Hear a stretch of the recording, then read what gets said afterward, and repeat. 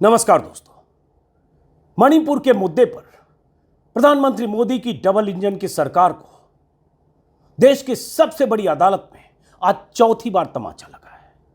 पहली बार तमाचा तब लगा था जब 19 जुलाई को मणिपुर की 2 महिलाओं के वीडियो वायरल हुए थे जिनके साथ दरिंदगी हुई थी, गैंगरेप हुआ था।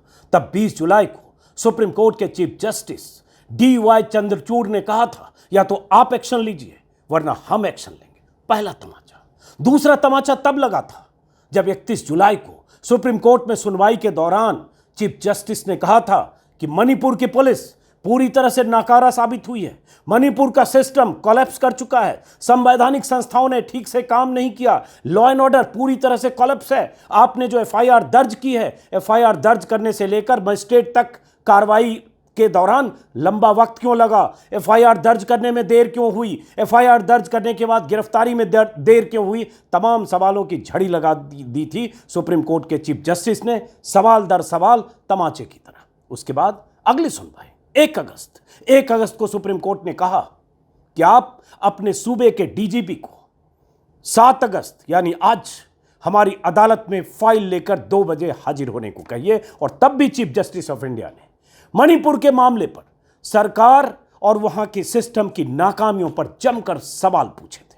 जवाब था नहीं। जब देश के सबसे बड़े 2 सरकारी वकील solicitor general of India, attorney general of India सरकार की तरफ से दलील देने के लिए पेश हुए थे, उनके पास जवाब नहीं था।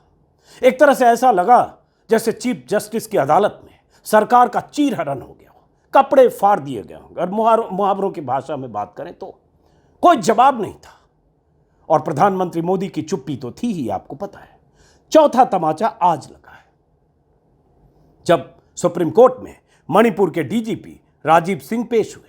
और जैसा कि मैंने कहा, देश के 2 बड़े सरकारी वकील, दलीलों का लंबा दौर चला। और उसके बाद सुप्रीम कोर्ट के चीफ जस्टिस ने महाराष्ट्र के एक पूर्व DGP, मुंबई के पुलिस कमिश्नर रहे दत्तात्रेय, IPS अफसर हैं दत्तात्रेय पडसलगीकर, उनके नेतृत्व में उन्हें जांच की जिम्मेदारी दी, जांच की निगरानी की जिम्मेदारी दी। और साथ में हाईकोर्ट की 3 पूर्व महिला जजों की एक ऐसी कमेटी बना दी जो जांच के साथ साथ राहत और पुनर्वास के मामलों की निगरानी करेगी। वो 3 जज स्क्रीन पर तस्वीरें देख रहे हैं। जम्मू कश्मीर हाईकोर्ट की पूर्व चीफ जस्टिस गीता मित्तल अगुवाई करेंगी, बॉम्बे हाईकोर्ट की पूर्व जज शालिनी जोशी और दिल्ली हाईकोर्ट की पूर्व जज आशा मेनन की कमेटी। और साथ में जैसा कि मैंने कहा कि इस मणिपुर की जांच की निगरानी करने और सुप्रीम कोर्ट को रिपोर्ट करने के लिए, अपडेट करते रहने के लिए मुंबई के पूर्व पुलिस कमिश्नर और महाराष्ट्र के पूर्व DGP को यह जिम्मेदारी दी गई है। यह मामूली बात नहीं है कि केंद्र सरकार जो CBI जांच की बात कर चुकी है, डबल इंजन की सरकार है, मणिपुर में BJP की सरकार है, और उसके बाद सुप्रीम कोर्ट को अपनी मॉनिटरिंग में न सिर्फ जांच कमेटी बनाने की बात करनी पड़ी बल्कि 3 महिला जजों की एक कमेटी बना दी। साथ में सुप्रीम कोर्ट ने आज यह भी कहा कि मणिपुर हिंसा से जुड़े मामलों में 42 SIT जांच करेगी। इन केसों को अभी तक जिनको CBI को ट्रांसफर नहीं किया गया है, और इन SIT के काम को DIG रैंक का अफसर निगरानी करेगा। और ये सभी अफसर मणिपुर से बाहर के होंगे। DIG रैंक का एक अफसर 6 SIT की निगरानी करेगा। इतनी डिटेलिंग के साथ चीफ जस्टिस ऑफ इंडिया ने अगर ये सब कुछ तय किया तो ये भी साथ में संदेश दे दिया कि आपकी डबल इंजन की सरकार इस लायक नहीं है कि मणिपुर में जो हिंसा हुई, जिसमें 150 से ज़्यादा हत्याएं हुई, मौतें हुई, गैंगरेप हुआ, 11-12 गैंगरेप बलात्कार की घटनाएं हुई, क्राइम अगेंस्ट वुमेन की घटनाएं हुई, सैकड़ों हजारों घर जलाए गए, उसकी ठीक से जांच हो, इसके लिए आपका सिस्टम जिस तरह से काम कर रहा है वो इस लायक नहीं है। मोटे तौर पर सुप्रीम कोर्ट ने जो कहा उसका लब्बो लुआब यही है। सुप्रीम कोर्ट में सुनवाई के दौरान सरकार की तरफ से जो वकील पेश हुए थे उन्होंने ये भी कहा, अटॉर्नी जनरल ऑफ इंडिया ने किसी भी बाहरी जांच की अनुमति दिए बिना जिला स्तर पर SIT का गठन किया जाना चाहिए। मतलब इसके पक्ष में नहीं थे कि इस तरह की जांच हो जो सुप्रीम कोर्ट ने जिस तरह से तय किया। ये भी कहा कि बाहरी एजेंसी के जांच करने से या इस तरह के जांच करने से लोगों का भरोसा कम होता है। ये भी मैं कहीं देख रहा था। ये भी कहा कि जो सरकारी वकील थे कि CBI टीम जो इसकी जांच करेगी उसमें 2 महिला SP अधिकारी होंगी, देश भर के अधिकारी हमने संतुलन बनाया। उसके बाद भी सुप्रीम कोर्ट ने 3 जजों की कमेटी के साथ महाराष्ट्र के एक पूर्व डीजीपी रैंक के अधिकारी को जांच की निगरानी की जिम्मेदारी दे दी, जो पल पल सुप्रीम कोर्ट को रिपोर्ट करेगी कमेटी, और जजों की जो कमेटी है वो भी। अब सोचिए जरा, डबल इंजन की सरकार पर यह तमाचा नहीं है तो क्या है। हमारे वरिष्ठ सहयोगी एनके सिंह, जो 4 दशकों से पत्रकारिता में हैं, साथ साथ अदालत, कायदे कानून और संविधान, अदालती प्रक्रिया को बारीकी से जानते हैं, आज जो कुछ अदालत में दलीलें दी जा रही थी, चीफ जस्टिस क्या कह रहे थे, 3 जजों की बेंच में क्या कहा जा रहा था, सरकार की तरफ से क्या कहा जा रहा था, पीड़ित पक्ष की जो वकील थी वृंदा ग्रोवर और इंदिरा जयसिंह जैसी वकील, वो क्या कह रही थी, सब कुछ को सुना है। वीडियो के अगले हिस्से में सुनिए क्या हुआ आज अदालत में, और क्यों मैंने कहा कि 4 तमाचे लगे हैं मणिपुर के मुद्दे पर डबल इंजन की सरकार को। साथ में यह भी बता दूं कि अविश्वास प्रस्ताव संसद में नोटिस दिया जा चुका है। कल से अविश्वास प्रस्ताव पर चर्चा होगी। राहुल गांधी की एंट्री हो चुकी है, शुरुआत शायद उनसे हो, और समापन जब प्रधानमंत्री मोदी के जवाब से होगा तो प्रधानमंत्री मोदी को मणिपुर के मुद्दे पर ही जवाब देना होगा, जिस मुद्दे पर बोलने से प्रधानमंत्री बचते रहे। 78वें दिन चंद शब्द उन्होंने बोले थे, लेकिन उसके बाद फिर चुप्पी, वो चुप्पी टूटेगी संसद में, हम वो भी देखेंगे। फिलहाल सुनिए आज सुप्रीम कोर्ट में क्या हुआ। नमस्कार, मैं एनके सिंह। मणिपुर के झंझावात को लेके, मणिपुर की हिंसा को लेके, मणिपुर की नंगा परेड कराए जाने को लेके सुप्रीम कोर्ट ने आज वो किया है जो कि भारत के इतिहास में किसी भी सरकार के साथ, वो राज्य की हो या केंद्र की, पहले कभी नहीं किया गया है। बस सरकार की लानत पलानत जबानों में न करके सरकार के सारे कसबल ढीले कर दिए हैं, लेकिन ऐसा कुछ भी नहीं कहा कि लगे कि सरकार को वो कमजोर कर रही है, लेकिन सब कुछ कर दिया। इन्वेस्टिगेशन कैसे होगा, सब कुछ के लिए बाहर से लोग आएंगे जो इन्वेस्टिगेट करेंगे। हम आपको पूरी तफसील से बताएंगे कि सुप्रीम कोर्ट ने ये जो समाधान दिया है, ये दुनिया के इतिहास में एडमिनिस्ट्रेटिव प्रिंसिपल्स का एक नया चैप्टर होगा।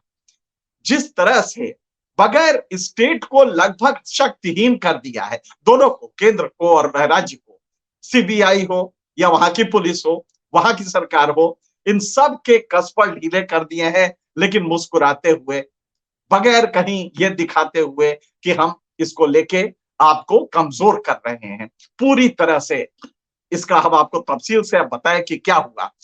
3 सदस्यीय एक समिति होगी, 3 महिला जजों की समिति होगी, जो कि अब आगे का ये पूरा जो रिहैबिलिटेशन, रेस्टोरेशन, कि उनको फिर से वापस घर भेजना, उनके कल्याण के लिए क्या करना, और ये ओवरऑल इसके पावर्स काफी होंगे इस कमिटी के। और ये 3 मेंबर एक कमिटी होगी जो कि अब आगे का ये देखेगी कि कैसे कैसे करना है, और वहां पे जो ये रिपोर्ट देगी उसके हिसाब से काम होगा। तो एक 3 मेंबर की इस मेंबर कमिटी में कौन कौन है? सबसे पहले गीता मित्तल, जस्टिस गीता मित्तल, ये जम्मू कश्मीर हाई कोर्ट की चीफ जस्टिस रही हैं, ये उसकी सदस्य होंगी, और मेरे ख्याल से उन्हीं की लीडरशिप में बाकी 2 जो सदस्य होंगे वो होंगे शालिनी जोशी। शालिनी जोशी बॉम्बे हाई कोर्ट की जस्टिस हैं, रिटायर्ड हैं, और ये तीनों रिटायर्ड जजेस हैं, तो रिटायर्ड जस्टिस होंगी। और तीसरी होंगी जस्टिस आशा मेनन, ये दिल्ली हाई कोर्ट की हैं। ये तीनों जजेस जो होंगी, और यहां तक एक कमेंट किया है सॉलिसिटर जनरल से, ध्यान रखिएगा इनकी सुरक्षा पूरी तरह से होनी चाहिए। तो एसजी ने कहा कि जी मिलॉर्ड्स, बिल्कुल होगी। तो यहां तक वो चिंतित थे कि इनकी सुरक्षा में कोई कमी ना होने पाए, तो ये बाकायदे कोर्ट में उन्होंने ये कमेंट किया। अब इसको पूरी किया क्या है सुप्रीम कोर्ट ने? सुप्रीम कोर्ट ने कुछ भी तरमीम नहीं किया है, लेकिन कसबल कैसे ढीला किया जाता है, शक्तिहीन कैसे किया जाता है कि आप पे भरोसा नहीं, लेकिन ये बात हम आपसे कह नहीं रहे हैं, ये किस तरह किया ये हम आपको बताते हैं। कुल मिला के 42 केसेस हैं जो वहां की पुलिस देख रही है, एसआईटी वहां की देख रही है। 42 केसेस हैं टोटल जो कि वो देख रही है, और 11 केसेस सीबीआई के पास है, 11 केसेस सीबीआई के पास है, और 42 एसआईटी के पास है। अब किया क्या है? सीबीआई में जो केसेस होंगे, पहले हम एसआईटी का बता दें, राज्य सरकार का, कि केस वो देखेंगे, लेकिन उसके लिए इंस्पेक्टर्स बाहर से आएंगे। लोकल पुलिस होगी, लेकिन एक इंस्पेक्टर बाहर से होगा उन केसेस के लिए, और एक डीआईजी रैंक का आदमी जो बाहर से आएगा, वो 7 के जो एसआईटीज होंगी उसको ओवरसी करेगा। जरा गौर कीजिएगा, एसआईटी वही रहेंगी, एसआईटी में इंस्पेक्टर बाहर से आएंगे और बाकी स्टाफ रहेगा वहां की पुलिस का, लेकिन इंस्पेक्टर बाहर से लाए जाएंगे। एक डीआईजी बाहर का होगा जो कि 7 एसआईटी को ओवर, मतलब इस तरह से 42 केसेस है, तो आप यूं समझ सकते हैं कि 7 डीआईजी लाए जाएंगे बाहर से, जो उन केसेस को देखेंगे। हर केस को 6 या 7 7 केसेस जो 7 एसआईटी जो होंगी वो एक डीआईजी के अंडर में होंगी। 6 केसेस एक डीआईजी के अंडर में होंगे, 7 डीआईजी बाहर से लाए जाएंगे। इसका मतलब 42 ये केसेस हैं जो बाहर के डीआईजी लाके वो ओवरसी करेंगे। अभी यहां पे खत्म नहीं हुआ है ये, बाहर के डीआईजी, बाहर का इंस्पेक्टर, अब आप कर लीजिए कुछ गड़बड़ वहां, तो ये एक एसआईटी के लिए है। वहां की सरकार जो 42 केसेस देख रही है, ये उनके लिए है। जो सेक्सुअल वायलेंस के केसेस हैं, जो 11 सीबीआई को ट्रांसफर हुए हैं, सुप्रीम कोर्ट ने कहा, जस्टिस चंद्रचूड़ की अध्यक्षता की एक कमिटी जो थी, 3 मेंबर बेंच जो था, उसमें जस्टिस चंद्रचूड़, जस्टिस पार्दीवाला और जस्टिस मनोज मिश्रा, ये तीनों देख रहे हैं।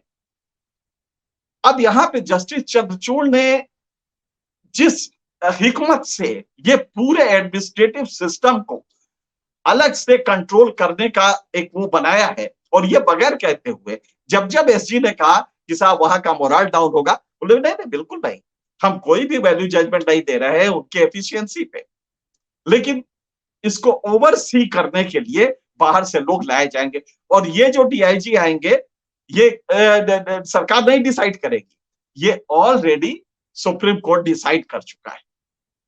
तो आप समझ सकते हैं कि डीआईजी बाहर से आएंगे, कौन होंगे, ये सुप्रीम कोर्ट डिसाइड कर चुका है।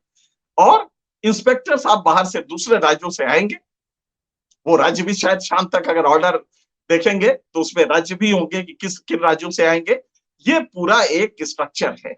अब इसके साथ सीबीआई के जो लोग देखेंगे, उसमें बाहर से एसपी लाए जाएंगे या डीएसपी, बाहर से एसपी और डीएसपी लाए जाएंगे इन केसेस को देखने के लिए। ये जो वर्तमान है ये रहेंगे, लेकिन इनको ओवरसी करने के लिए एसपी या डीएसपी रैंक का आदमी, जो कि सीबीआई के फ्रेमवर्क में ही काम करेगा, ये लाया जाएगा। ये लाया जाएगा और इससे कहा जाएगा कि तुम ओवरसी करो इन केसेस को जो कि बाहर के होंगे। तो एसआईटी, सीबीआई की मनमानी नहीं चलेगी, राज्य सरकार की नहीं चलेगी, राज्य पुलिस की नहीं चलेगी, और सीबीआई इन केसेस को करेगी उसी तरह। वो 16 के 16 केसेस देखेगी, लेकिन सिर्फ यही होगा कि वो अलग से जो एसपी आएंगे वो उसे ओवरसी करेंगे उन केसेस को। और तीसरा ये होगा कि एक जो पहले एनआईए में भी रह चुके हैं, नेशनल इन्वेस्टिगेटिंग एजेंसी, जो बहुत ही ताकतवर संस्था है केंद्र सरकार की, उसमें भी रह चुके हैं, नागालैंड भी जा चुके हैं।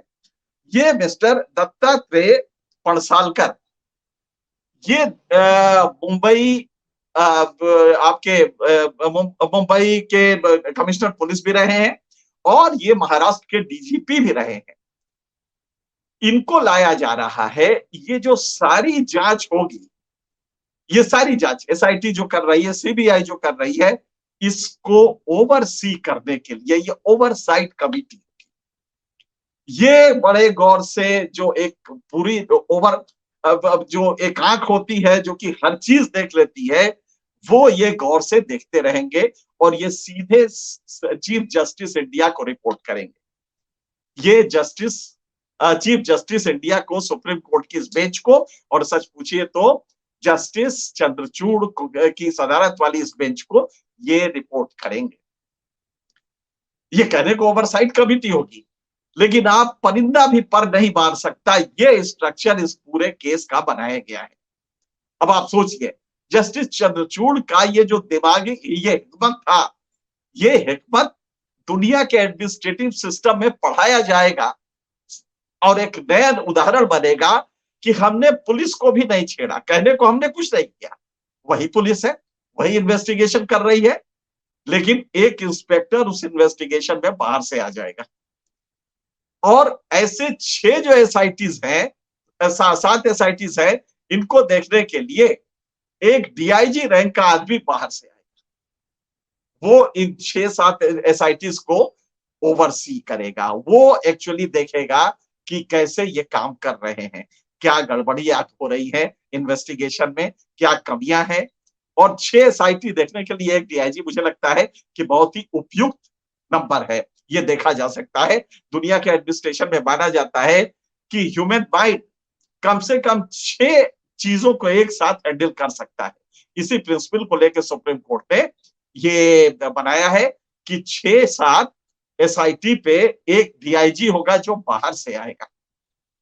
यहीं तक नहीं छोड़ा, जब ये कहा किसी ने, जो वकील थे इसमें खास करके वृंदा ग्रोवर थी, वृंदा ग्रोवर ने कहा एक जगह कि और इंदिरा जयसिंह थी, इंदिरा जयसिंह ने एक जगह कहा कि इसमें अगर आप ये सुप्रीम कोर्ट मॉनिटर कर दें, तो सीजीआई ने कुछ कहा नहीं, लेकिन हकीकत ये है कि ये सुप्रीम कोर्ट मॉनिटर हो ही गया है। एक आईपीएस जो बहुत हाई रैंक का रहा है, जो डीजीपी रहा है महाराष्ट्र का, वो डायरेक्ट सुप्रीम कोर्ट को रिपोर्ट करेगा।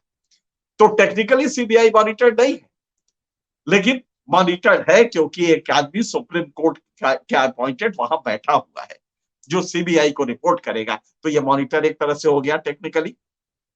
दूसरा ये था कि वृंदा ग्रोवर ये हरीश सिंह जो बात कर रही थी, महुआ मोइत्रा की तरफ से थी और वृंदा ग्रोवर एक संस्था की तरफ से थी, जबकि गुंजाल्विस भी एक संस्था की तरफ से। गुंजाल्विस का कहना था कि साहब इससे कुछ नहीं होगा जब तक कि जो मेन लीडर्स थे जिन्होंने हिंसा करवाया उनको पकड़ा नहीं जाएगा तो ये हिंसा रुकेगी नहीं।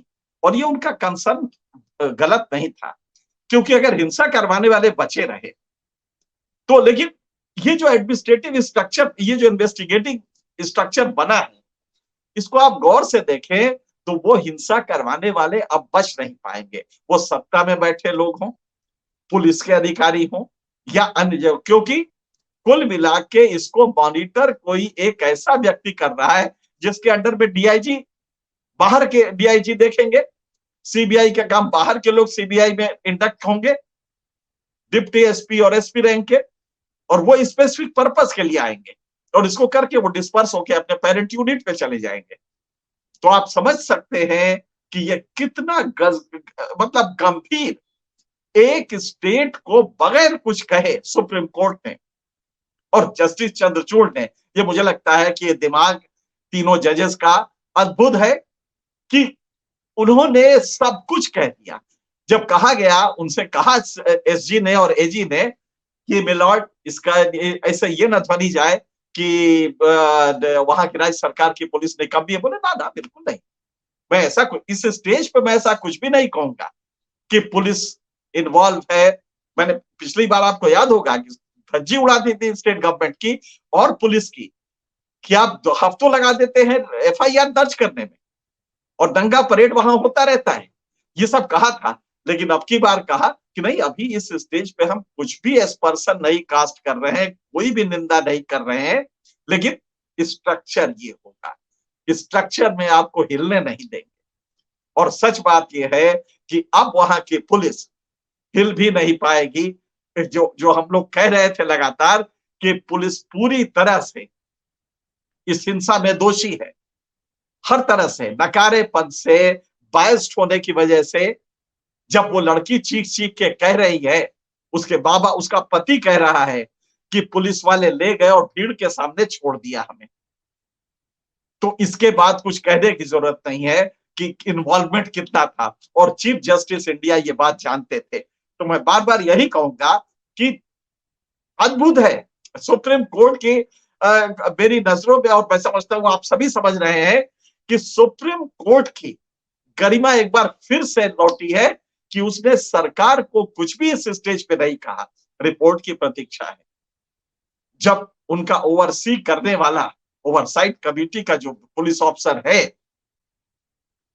वो जब दत्तात्रेय जिनका नाम है, जब वो रिपोर्ट देंगे तो वो रिपोर्ट, तीनों जजेस की कमेटी की रिपोर्ट, और उसके बाद पूरे हालात का तबसरा जब सुप्रीम कोर्ट के पास आएगा, कमेंट वो उस समय करेंगे। इस समय उन्होंने यही कहा कि नहीं, ये स्टेज नहीं है जबकि हम पुलिस पे कमेंट करें, लेकिन हम ये बाहर से ले आएंगे। इसमें थोड़ा विरोध हुआ, एसजी और एजी ने दोनों ने किया कि सर ये पुलिस अच्छा काम कर रही है, बोले हाँ बिल्कुल अच्छा कर रही है, लेकिन इंस्पेक्टर बाहर से आएंगे इन्वेस्टिगेशन को आगे बढ़ाने के लिए, और उनके ऊपर रहेगा एक डीआईजी, जो हर 6-7 एसआईटीज के ऊपर एक डीआईजी बैठेगा जो बाहर का होगा। आप समझ सकते हैं कि किस तरह से ये इन्वेस्टिगेशन आगे चलेगा। तो मणिपुर के केस में दो चीजें हुई हैं। अब इन्वेस्टिगेशन में घालमेल आप नहीं कर पाएंगे। दूसरा ये कि वहां पर रिहैबिलिटेशन, रेस्टोरेशन ऑफ पीस, और वहां पे उनको मदद देने, उनका कल्याणकारी कार्य करने के लिए बाहर से 3 जजेस की कमेटी जा रही है, महिला जजेस है, और ये महिला जजेस तमाम चीजें सुनेंगे, इन्वेस्टिगेटिंग कमेटी की तरह नहीं, लेकिन उनके कल्याण के लिए सुनेंगी, और वो भी रिपोर्ट देंगी कि दरअसल हुआ क्या था। आप जरा गौर से सोचिएगा, ये कमेटी भले ही डायरेक्ट इन्वेस्टिगेशन में ना हो, लेकिन एक चीज तो होगी, इनकी जो रिपोर्ट सुनने के बाद जो ये रिपोर्ट देंगी, और ये जजेस है, उसमें एक चीफ जस्टिस है और बाकी सब हाई कोर्ट की जजेस है, उनकी रिपोर्ट का वजन कितना होगा, और वो कोई भी डिनाई नहीं कर पाएगा। तो रिहैबिलिटेशन के फ्रंट पे भी आप पक्षपात नहीं कर सकते। आप बाकी जो मदद है, क्योंकि एक स्टेज पे ये बात आई थी कि साहब जो लाशें पड़ी हुई हैं उनको लेने कौन आए। मुश्किल ये है कि वहां लेने कौन जाएगा, क्योंकि यहां से तो जाएंगे तो मार दिए जाएंगे रास्ते में। तो उन्होंने कहा नहीं ठीक है, हम इसका एक अलग से बंदोबस्त कराएंगे, और सुरक्षा के लिए अलग से ये कहा गया है कि ये सारे लोगों की पूरी सुरक्षा एक स्पेशल अरेंजमेंट आप करें, और इसको केंद्र सरकार और राज्य सरकार ने इसको पूरी तरह से कहा है कि हम पूरी गारंटी देते हैं कि कोई भी दिक्कत नहीं होने पाएगी।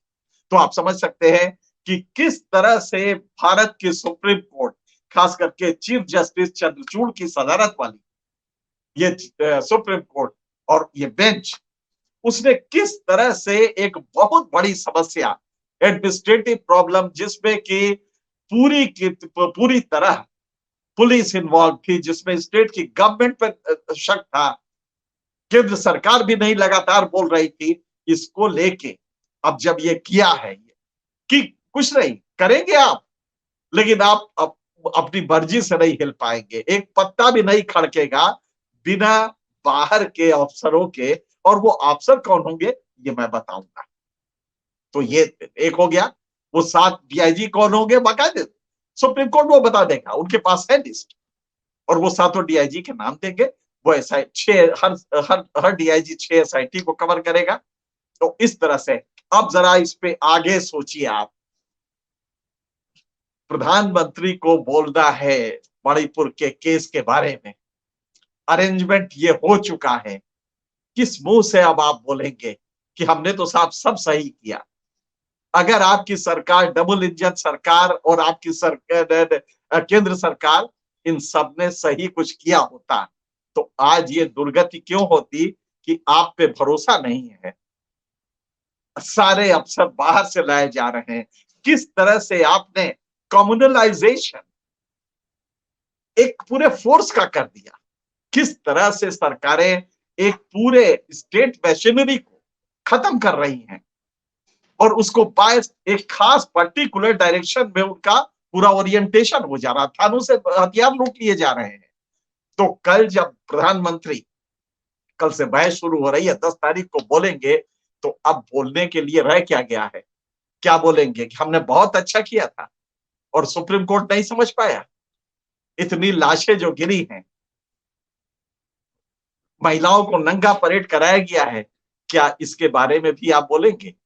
और बोलेंगे तो क्या कहेंगे कि हमें बहुत देर से मालूम हुआ। यही सब देख के जस्टिस चंद्रचूड़ ने ये जो इल्जाम किया है, इसने आप पे रत्ती भर विश्वास नहीं, लेकिन ये बात कही नहीं। आप कमाल देखिए डेमोक्रेसी में संस्थाओं की गरिमा का। एक गरिमा ये होती है जो सुप्रीम कोर्ट ने दिखाई है। इसे कहते हैं रियल गरिमा, कि आपको इतने बड़े दोष पे भी कुछ नहीं कहा। जो कहा था वो पिछले सुनवाई में कहा, लेकिन अब की बार कुछ नहीं कहा, लेकिन आपके सारे कसबल ढीले कर दिए। ढीले हो गए हैं आपके कसबल, और अब आप हिल नहीं सकते। कर लीजिए अब वहां पे, लुटवाइए थाना अब इसके बाद। और इसके बाद अगर आप लुटवाएंगे तो उसकी कीमत बड़ी महंगी पड़ेगी। तो मुझे लगता है कि भारत के इतिहास में नहीं, दुनिया के इतिहास में एक फेडरल सिस्टम में सुप्रीम कोर्ट का रोल क्या होता है, और उस समय जबकि तनाव हो। सच बात है कि पुलिस अगर वहां नहीं रहेगी तो क्या होगा, पुलिस है तो क्या हो रहा है, और वो पुलिस जांच करेगी तो कैसे करेगी, जो कि महिलाओं को लेके गिरफ्तार करके और भीड़ के हवाले कर देती है।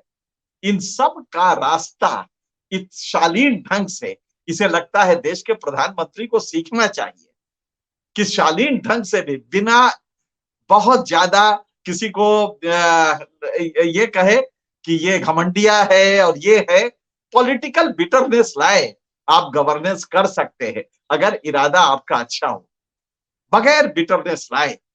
लेकिन ये आपकी हैबिट में है। पता नहीं कितनी सरकार के पास शर्मो है या बची है, लेकिन आज जो सुप्रीम कोर्ट का जजमेंट है, उसने ये बता दिया कि तुम्हारे ऊपर रत्ती भर भी भरोसा नहीं है, तुम भरोसे लायक नहीं हो, लिहाजा हम ये अब टेक ओवर कर रहे हैं और ये अरेंजमेंट होगा। इतना काफी है। अब प्रधानमंत्री इससे कैसे निकलते हैं, कैसे अपने को बचाते हैं, ये प्रधानमंत्री सोचे। मुझे लगता है कि इससे आप समझ गए होंगे कि किस डायरेक्शन में सुप्रीम कोर्ट ने एक एक एक प्रजातंत्र की जो गरिमा है उसको भी बनाए रखा, और सरकार को उसका वो स्थान भी दिखा दिया, उसकी औकात भी दिखा दी, लेकिन कुछ भी नहीं कहा। मेरे ख्याल से ये देश के गवर्नेंस में प्रधानमंत्री और उनके मंत्रियों को सीखना चाहिए। इससे एक उदाहरण लेना चाहिए कि कितनी गजब की ये व्यवस्था हुई है। और मुझे लगता है कि इससे आप समझ गए होंगे कि मणिपुर में अब किस तरह से आगे चीजें बढ़ेगी। फिलहाल इतना ही, आगे अन्य मुद्दों पर आपसे चर्चा करते रहेंगे। तब तक के लिए